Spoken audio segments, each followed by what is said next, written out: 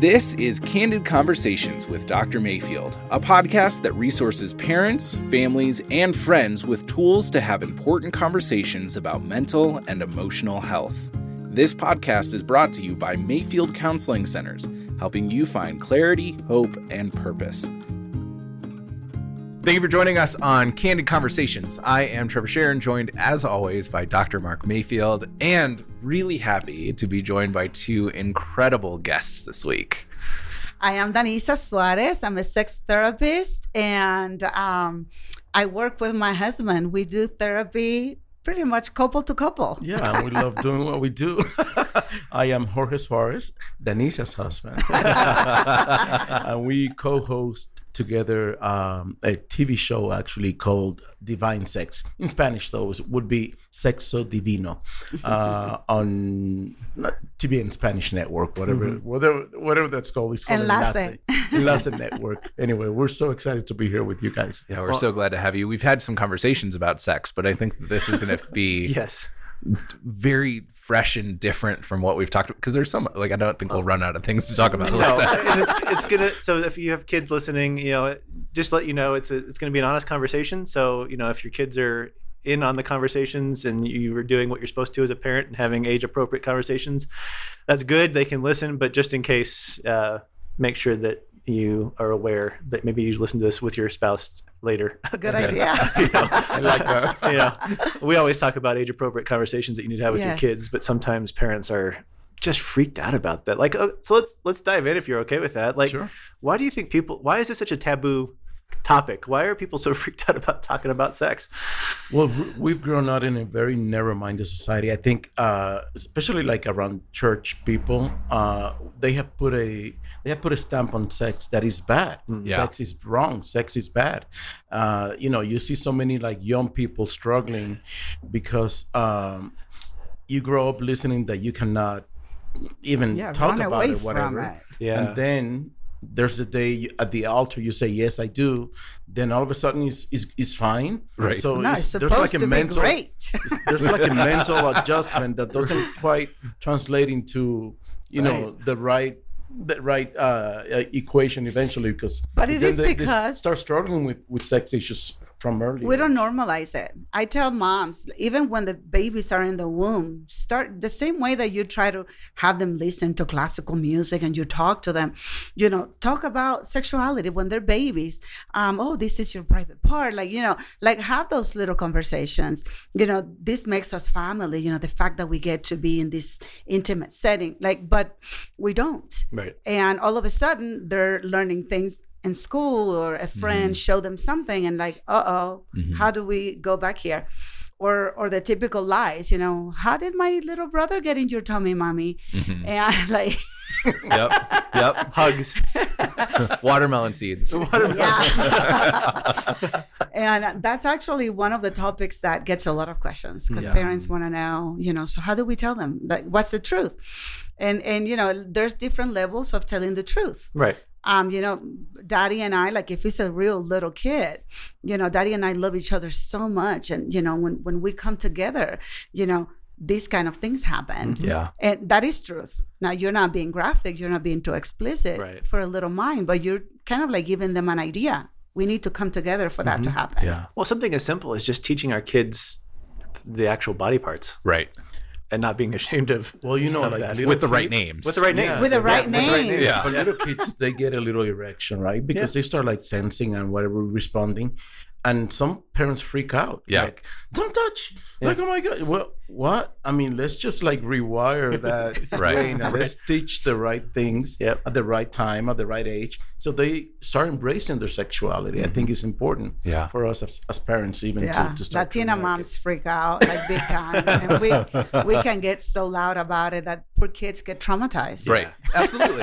Well, and we've talked on this show before that shame, prolonged shame is essentially just trauma. Like our body treats it as trauma. And I think that we have a lot of shame about topics that are way more they're better for us to talk about. Like, I think we've talked a lot about suicide on this show. And there's this conception that if you talk about suicide, it's going to happen. It's like, no, it's going to happen no matter what. Yeah, like we should be talking about it in a way that is productive and healthy and helpful. Yes. And we avoid these topics that are a little bit uncomfortable, either because of the culture we grew up in, or even because of traumatic events in our past or our family's past, that if we were able to set up a place, a safe area for us to have healthy, meaningful conversations about these topics, we would walk away from that feeling of shame. Because like Mark and I, when we first started talking about suicide in our lives, separately, like it felt like a big scary topic. Yep. And the same thing with sex. And now after time talking about it, really understanding it more, it seems like that shame factor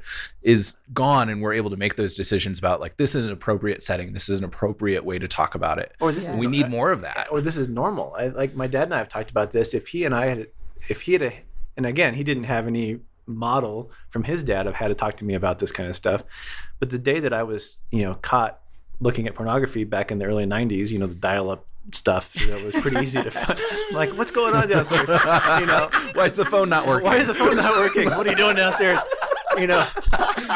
But I think if we would have had more of an honest, open conversation, I don't know if I would have struggled with pornography throughout high school, because it would have been like, okay, this is a normal, this is normal, the curiosity, this, that, the other thing. And, here's where the line, like, here's what you don't do, but here's what we can talk about. We don't do that well. We miss opportunities, a lot of opportunities of connecting and building a deeper relationship with our children. Right. And when we dare, some of the people that dare to have the conversations, we try to dumb it down. Mm-hmm. And like, our kids are not dumb. Right. Like, I remember one of our clients that she was telling something to her kid, and her kid said, "Mom, you got it wrong." The kid is correcting mom because she's probably out, like, I don't know. Well, and she lost trust on her mom because mom doesn't know. So I can't trust mom because she's telling me this, and that's not the way it goes. Here's what the school taught, or here's what my friends were saying, or here's what, Well, it's also like not feeling adequate. Like, because sometimes parents, or let's take a father who might be struggling with pornography at the time the conversation arises. So he feels very inappropriate to tell his kid, hey, this is wrong, or what are you doing there? Because he feels like his authority, his powers is taken. Yes. Right. So, and also not feeling being afraid of the topic just because he doesn't know enough, or he's just, it's going to be, again, inadequate in the conversation. I think we have to dare and jump in, because if we don't do as parents, I mean, they're going to get the message. Right? Which is why these conversations are so important. I so applaud what you do, Mark, because people need to know. And it cannot just be by us selling a book or by people having to put money on it.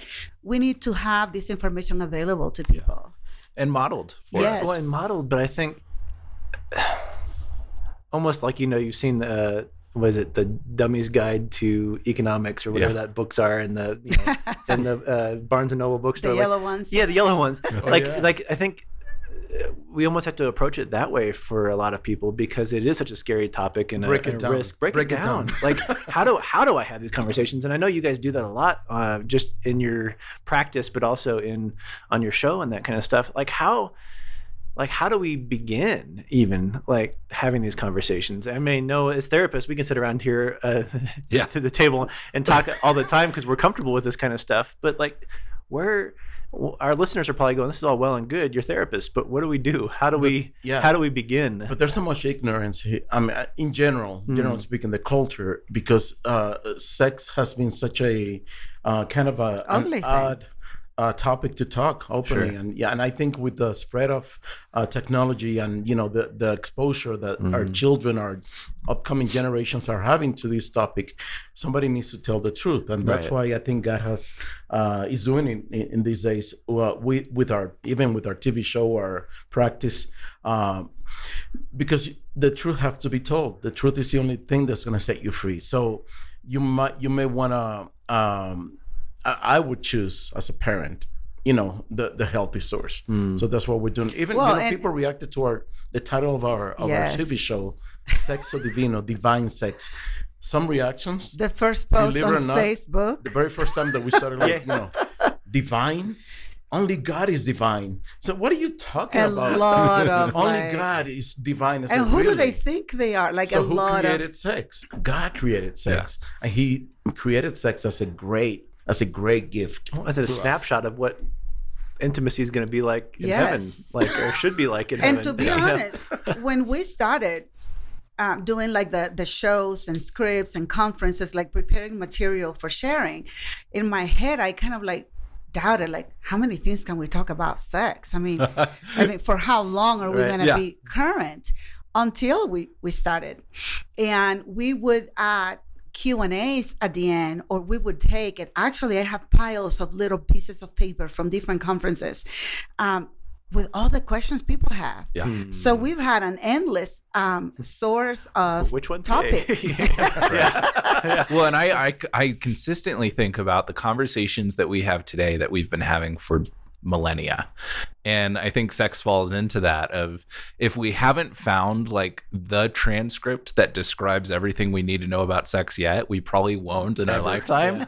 And so that means it's a conversation. Yes. And conversation, it requires us having thought about what we want to say and what we believe before we enter into the conversation. But it also requires other people to join us in that conversation. And I think, Mark and I have talked about, people are made for relationship. We don't fully develop unless we're in relationship. We need intimacy. We need closeness. And sex is, seen as this pinnacle of intimacy. And it is such a nearness and closeness and intimacy that you can't get anywhere else. And so it makes sense that like, we're made for this. We need this. We need this relationship. We need this conversation. We can't just, do it, but not talk about it. We can't just, be willy-nilly about it. Yeah, we have to. My dad said it right. When he learned that we were doing sex therapy and all that, he said, you guys picked the right field.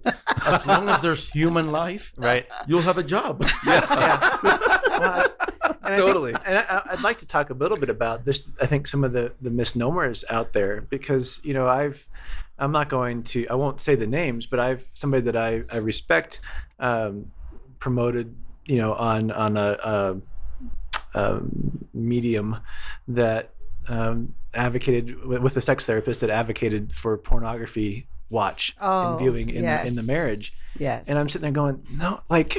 Yes. Right. And so there's a lot of, when somebody hears sex therapist, or they hear, there's probably a lot of preconceived notions about what you guys do. And it's really about enhancing the intimacy. And we know, and the reason I want to call this out is because I had a lot of questions about this. Yes, so have we. Is that pornography actually hinders intimacy versus it creating intimacy? Is that a poison? It's a distraction. Totally. And the way that, we view it, God created a man and a woman, and he knew how to make them connect. We came, females, as a solution to loneliness, to a life that was actually meaningless, because Adam had everything. Right. He had the perfect job, the perfect place, the house, the car. He had it all. Right. But he didn't even a have good relationship with God. Yes. Something that we hear a lot in the church of that would be more important, and but he had that. But then God saw a need for him to learn to have communion, that union, that compenetration with another human. And then he created us, and there was no distraction in that. And we tell in conferences, and people laugh, we come with integrated toys, because we are actually 100% against toys. Yep. Good. So and, I was going to ask that and question we too, say so it we say it very, very strong. Yep. We don't compromise that. And why is that? Because marriage, we're supposed to continue to get to know each other. Jorge and I have been married almost 31 years, and there's still so much we don't know about each other. Right. And we should not get distracted from we're that. Like perfect. Totally. You don't understand. I mean, I saw the halo just pop up there. I thought those were angel wings as you walked forward. The breeze. So pornography does that. It distracts you. It gives you a model of someone else that is not you. It gives you so much that takes you outside of your beautiful, perfect haven that God has provided you. Yeah. It creates a false sense of intimacy, and that I was actually talking about it on Instagram Live last night. Okay. Because a lot of the guys, they come in with some expectations based on their own experiences. So because I grew up looking at porn and, activating all my hormones and all my self-gratification tools and everything that I know to do, then I get married and I think that's going to be the fix, or that the wife is going to replace all that. Yeah. And oftentimes there's a pressure that is put on the wives that she's supposed to provide all that I grew up with, and that's totally false. Well, I mean, you cannot base intimacy on sex alone to begin with. It's a culmination of. But it's interesting. I'm glad you said that, because I was engaging in this conversation with this individual, kind of in disagreement, kindly, but going.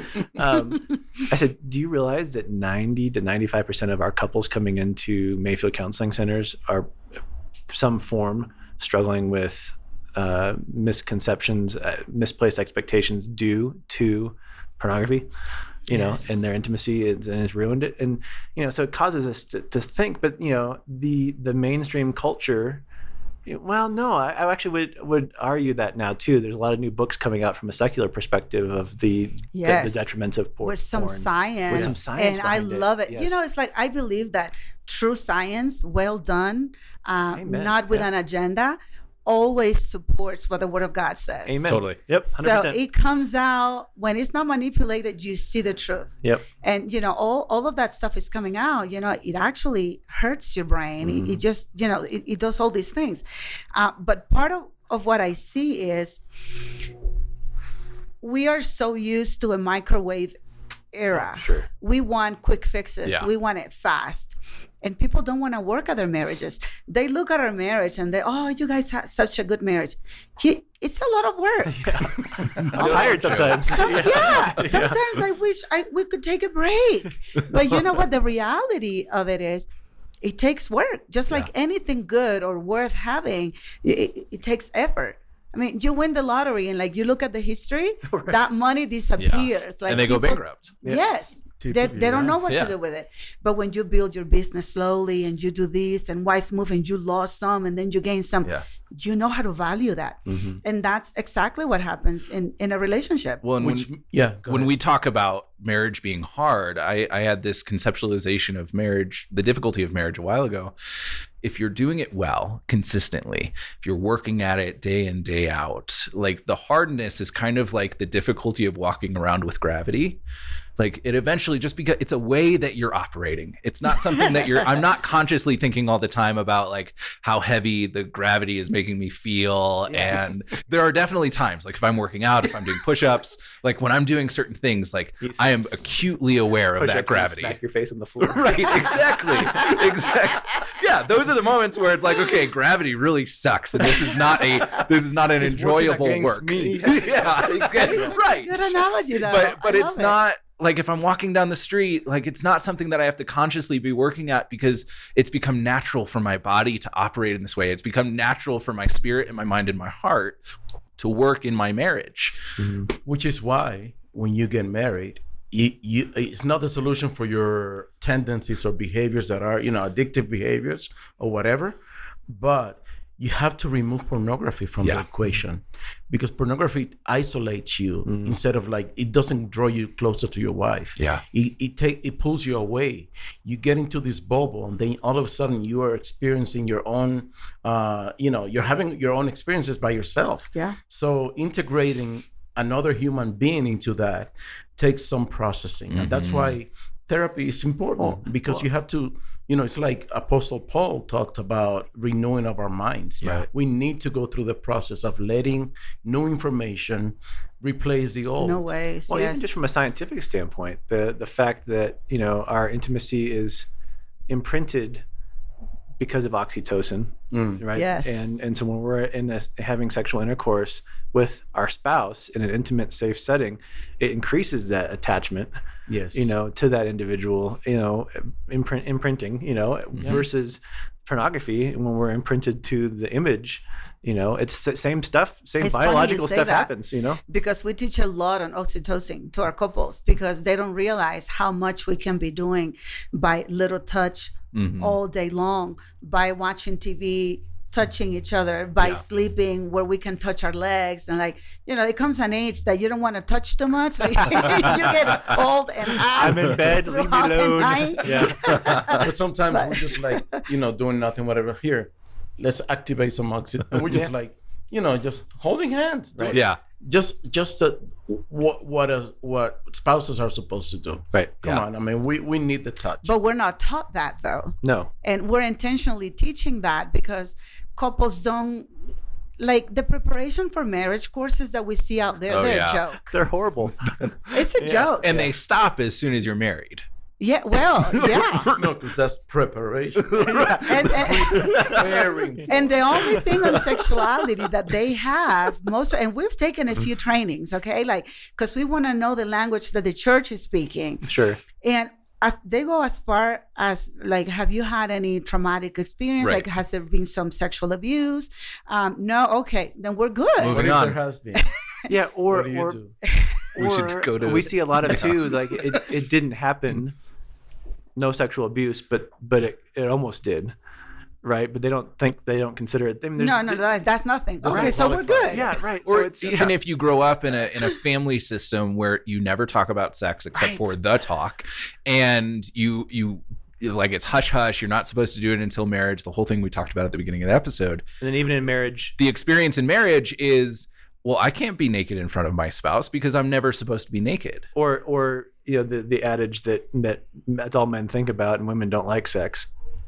Well, and Wait a second, but that's what the church is teaching, yes, right? and I can actually speak for how I grew up. I mean, Latino, just that at all, adds a whole. But daddy was 30 years older than mom. I had siblings that were my mom's age. I could tell mom was like a kid to my dad. That's how he treated her.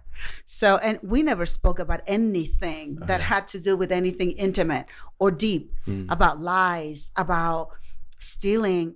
That either would explode or we didn't talk about that. So you grow up with that model and they ask you about your sexuality. Well, you didn't learn anything at home. So you don't know anything. Right.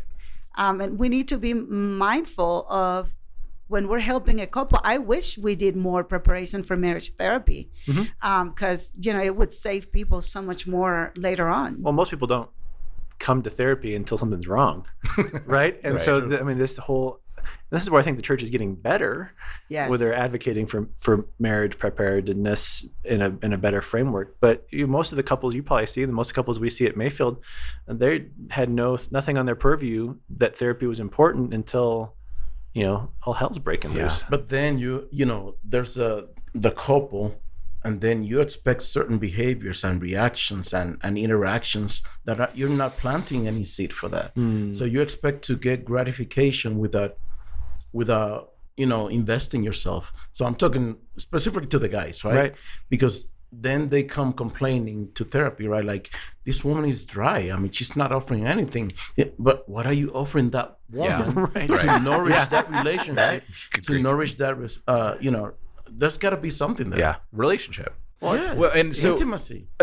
I want to thank you for being on the show. We're coming close to our time. I want to have you on again next time and treat this episode as sort of that Precursor. Yeah, the Divino's Sexo Divino. Yeah. Yes. Did I say it right? Did I say it right? you Okay. did. There's a book too. Oh, there's a It's book. actually in English too. Oh, Divine Sex. You got we'll those? we'll put a link for that in the Oh, good. description. That was very Caucasian of you. I know. I'm a But he I'm did a it gringo. very, very well, though. Wait, I'm proud of Trevor, You're a you. gringo, you said? I'm a Yankee, so as gringo as I can get, I'm Thanks for pretty sure. letting me know. Yeah, you're welcome. You're welcome. Just in case there was any confusion. I want to keeping in mind this kind of, Sex for Dummies 101.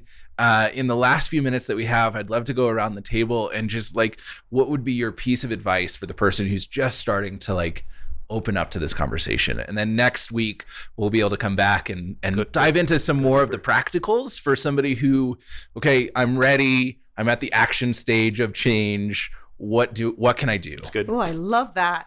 I would say sex is amazing. It was created by God as a gift to humans.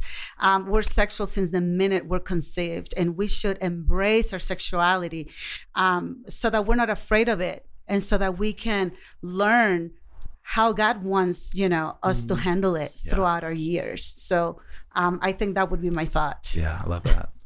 Well, the ultimate experience would come when we learn and we conquer all three areas of intimacy, which is the emotional, the spiritual, and then the physical and sexual. We cannot just take one apart and try to, obtain the benefit that all three would give us as couples. Yeah. I would say from a therapeutic standpoint that there's probably a lot of shame wrapped in this for you as you're listening. And so don't be afraid to hire, as Irving Yalom would say, hire your best friend to work this out. Because I think if you can move past the shame, then these concepts are going to be so more life-giving, than not. So yeah, keep listening, keep talking. We'll join you next week as we continue to talk with the Suarezes about Sexo Divino. Thank you for joining us on Candid Conversations. We are so glad that you are here today, and we hope that if something came up for you that piqued your interest or that you have more questions about, you feel the freedom to call Mayfield Counseling Centers. We're not just here for people in Colorado Springs. We want to help everybody we can. So if you have any questions, email us at candid@mayfieldcounseling.com, or you can check out our website, YouTube channel, or Facebook page, where we post resources on a pretty consistent basis. We'd love to help you in whatever we can. Feel free to reach out.